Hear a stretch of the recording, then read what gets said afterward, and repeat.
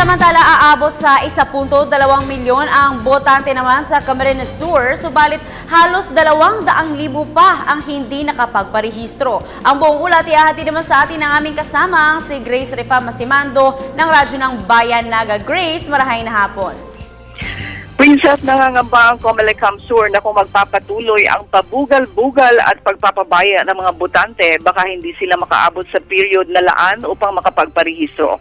Pahayag ngayon ni Comelec spokesman Alex Marpuri na ang Camarines Sur ay mayroong halos 1.3 million sa kabuuan.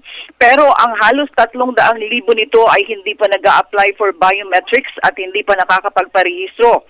Kung magpapatuloy daw ang pagbabaliwala sa biometrics, posibleng hindi sila makaboto sa darating na halalan 2016.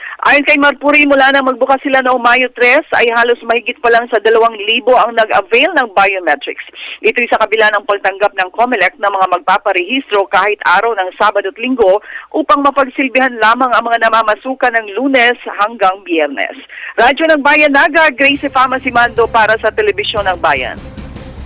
Maraming salamat sa iyo, Grace. Dinipensahan ng Department of Education ang kanilang naging desisyon na payagan ng mahigit 1,000 pribadong paaralan na magtaas ng matrikula. Pinaliwanag ng DepEd na bunso nito ng mas mababang sahod na natatanggap ng mga guro sa pribadong paaralan kumpara sa pampublikong eskwelahan. Mahigpit namang pinagbilinan ng DepEd ang mga pribadong paaralan na ipatupad ang 70% sa kanilang kita para sa pasahod ng kanilang mga guro.